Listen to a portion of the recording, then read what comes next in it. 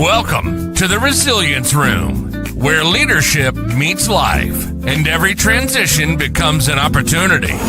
Your host is Orville Brissett, pastor, military vet, board member, and your favorite leadership coach with a sense of humor. Here, we talk real strategies for real leaders navigating change in work, in life, in love, and everything in between. Because when things get complex, we bring clarity. When life shifts, we shift stronger. So grab a seat, take a breath, and let's build legacy, one resilient move at a time. This is the Resilience Room, and this is Orville.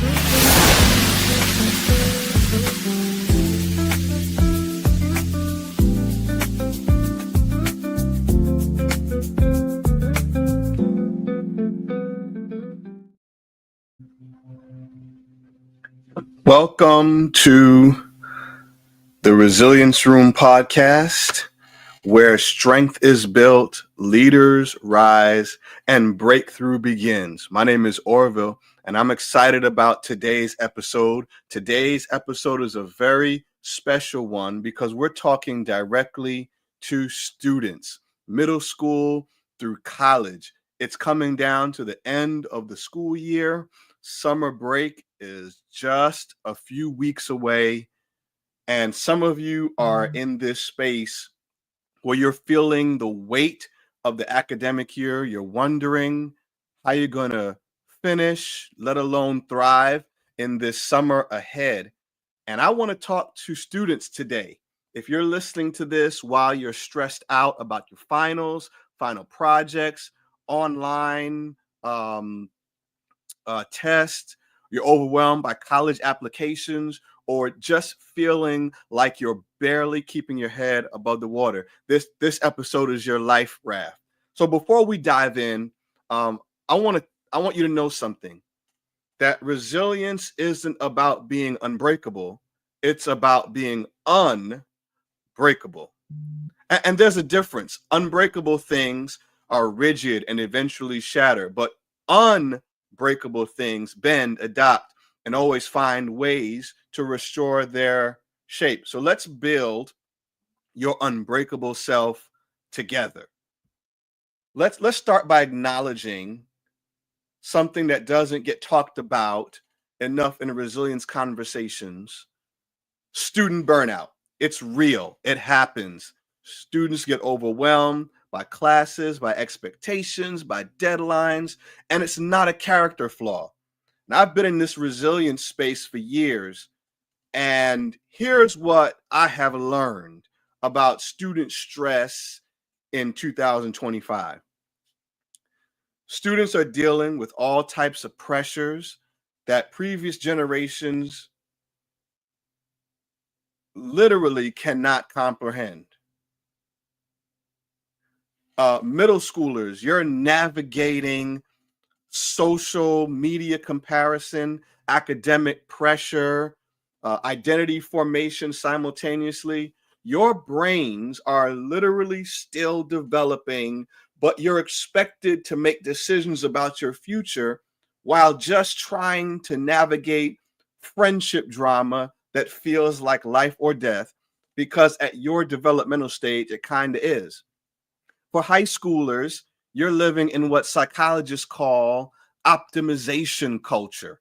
You're not just expected to get good grades, you need perfect grades, leadership position, volunteer hours, extracurricular activities, standardized test scores, and a compelling personal narrative for college applications. Oh, and you got to enjoy being young while doing all that.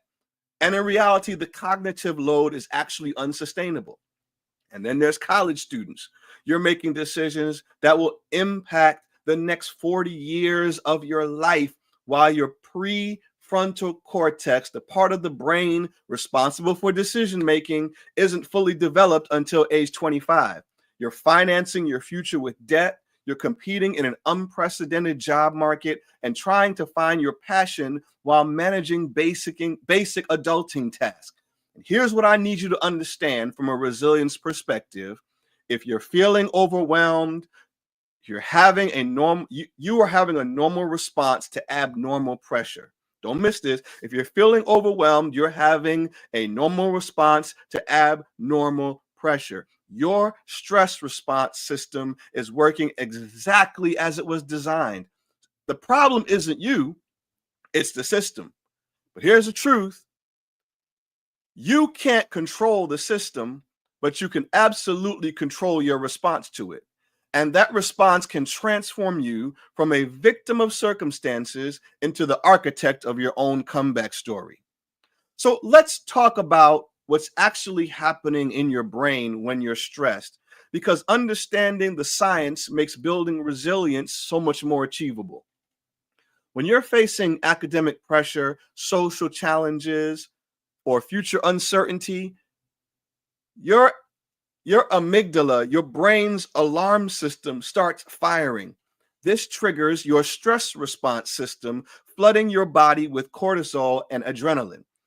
This is designed to help you fight a tiger or run from danger, not a research paper or navigate college applications. Here's something fascinating. Stress doesn't have to be destructive. I want you to put that somewhere where you can look at it regularly. Stress doesn't have to be destructive. There's a concept in psychology called stress inoculation.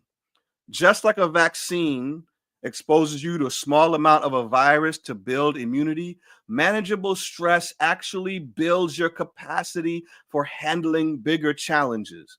And every time you've pushed through a difficult assignment, navigated a social conflict, or overcome a setback, you've been building what researchers call psychological antibodies. That's right, psychological antibodies. You've been training your resilience muscle without even knowing it. So, this method that I'm sharing with you today, this resilience Phoenix Rising method, is based on post-traumatic growth research. The science shows people don't just bounce back from adversity, they often bounce forward to a higher level of functioning than before their challenge. So your current stress isn't just something to survive, it's your training ground for becoming someone who can handle anything life throws at you. Let me share the neuroscience behind each component of resilience. First, there's emotional regulation. When you learn to pause before reacting, you're strengthening your prefrontal cortex's ability to override your amygdala. This is literally building executive function. Then there's cognitive flexibility. When you reframe challenges as opportunities, you're creating new neural pathways. Your brain becomes better at finding solutions instead of focusing on problems. And there's your social connection. When you reach out for support or help others, you're activating the vagus nerve, which regulates your nervous system and builds what researchers call co-regulation. It's the ability to stay calm during chaos. And then there's meaning making. When you find purpose in your struggles, you're activating areas of your brain associated with long-term motivation and resilience. This isn't just feel-good psychology. This is measurable, scannable brain change. Now, let's dive into this framework, because there are 7 evidence-based strategies that turn academic stress into academic strength. Are y'all ready for it? The first is the letter P, of course. For that Phoenix Rising Network, the letter P, pause the stress cascade. When everything feels overwhelming, your first job isn't to solve everything, it's to interrupt the stress cascade. And here's a technique from trauma therapy that works perfectly for academic stress. The 5, 4, 3, 2, 1 grounding method. Name 5 things you can see, 4 things you can touch, 3 things you can hear, 2 things you can smell, 1 thing you can taste. This literally brings your nervous system back online. After the P, there's the H. Honor your capacity. You see, resilience research shows that denying your limits actually decreases your capacity to handle stress. If you're overwhelmed, acknowledge it without judgment. Say it out loud.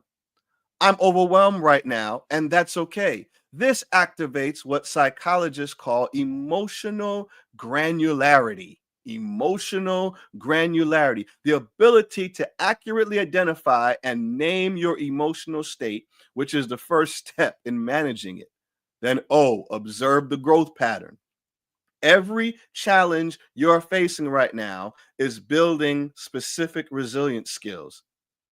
That impossible math class, you're developing persistence and problem solving under pressure. That social conflict, you're building emotional intelligence and communication skills. That college application stress, you're learning to perform under high stakes. Start keeping what I call a growth log. Every week, write down one skill you developed through dealing with something difficult. Then there's E, energize through value-based action.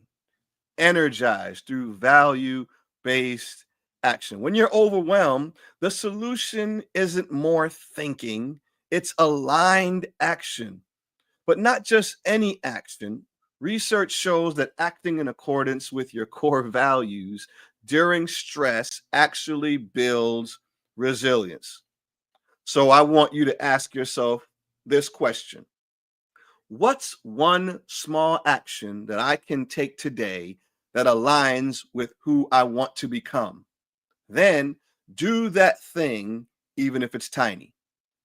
Then there's that N, the letter N, nurture your resilience network. The Harvard study of adult development, the longest running study on human happiness, found that the quality of your relationships is the strongest predictor of resilience and life satisfaction. But here's what's crucial for students. I want you to get this. You need different types of support. You need mentors who challenge you, peers who understand you, and people who can serve you. This triangle of support creates what researchers call social resilience. Then I integrate those lessons. After every major challenge or stressful period, spending time integrating what you learn. What are the lessons learned? This is called benefit finding in psychology. It's one of the strongest predictors of post-traumatic growth. Ask yourself 3 questions. What did I learn about myself? What skills did I develop? How am I stronger now than before this challenge? Then there's the X.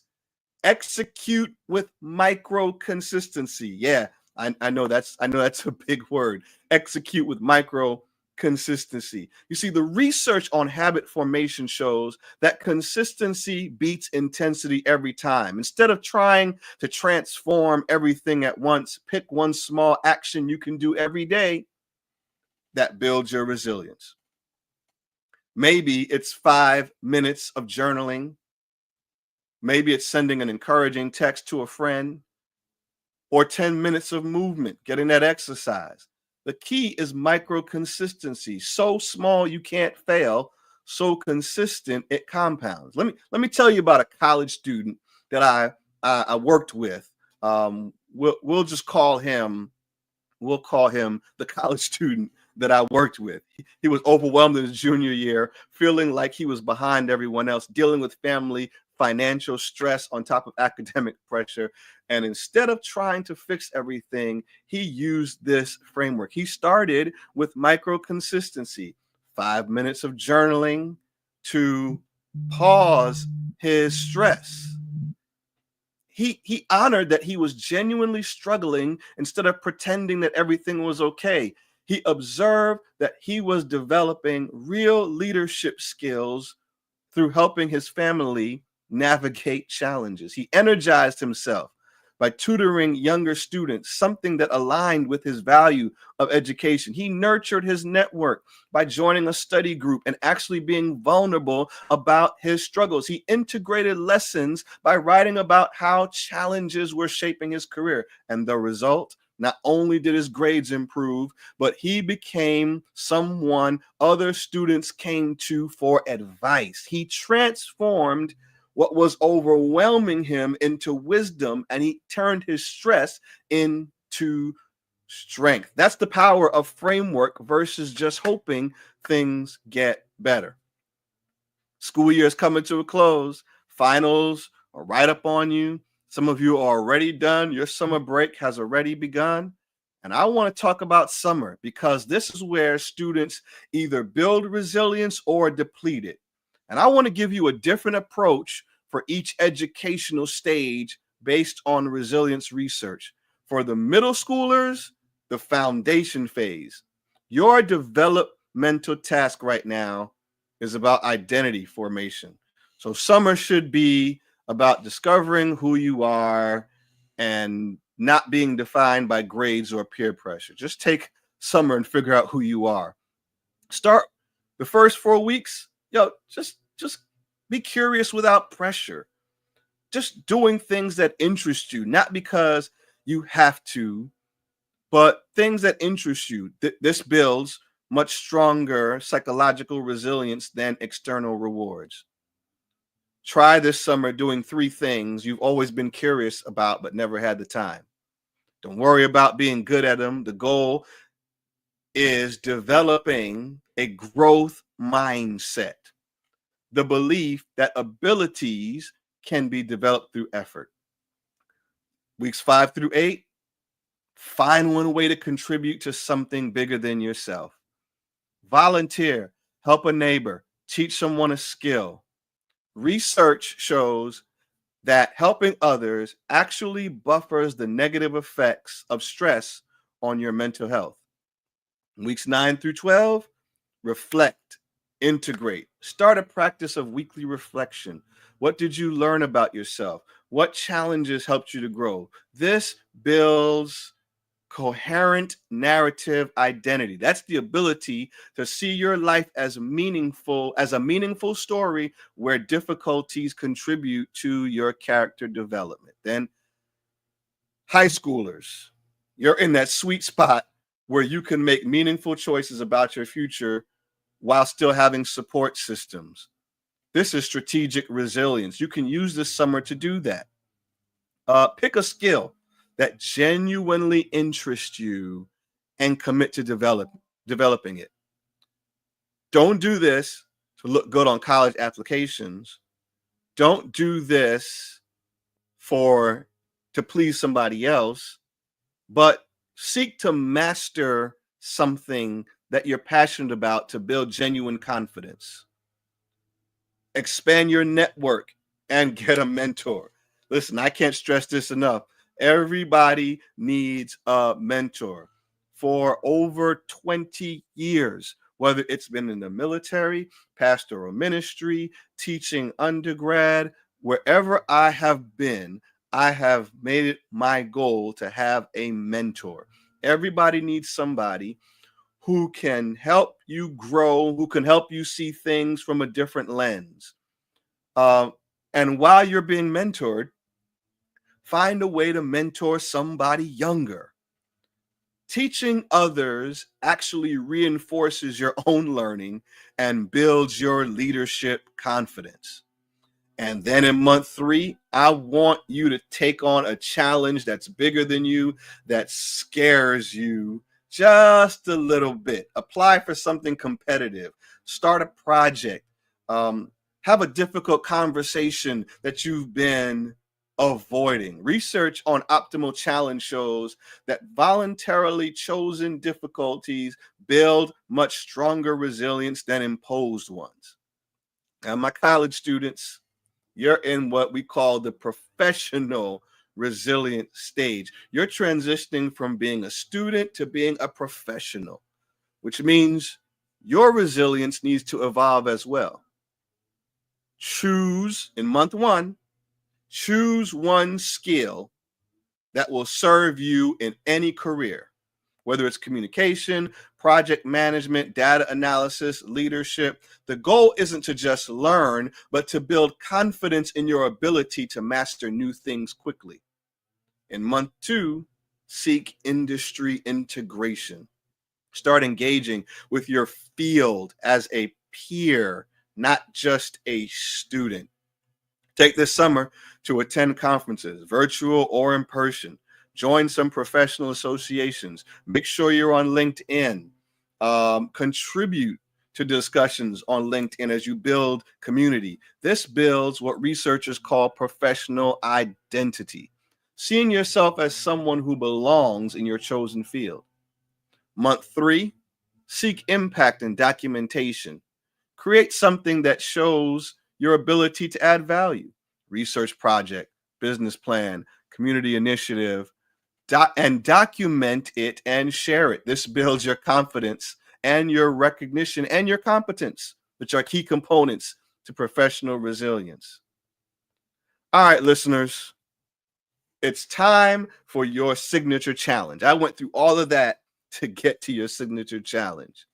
This isn't just to consume content, it's to transform your life. So here's my challenge for every student who watches or listens to this. I want you to choose one area where you're currently struggling. Maybe it's academic stress, social anxiety, or uncertainty about your future. And over the next 30 days, you're going to use this Phoenix Resilience Rising method to transform your struggle into strength. And here's how you're going to do this. Practice the first 3 steps. Pause, honor, and observe.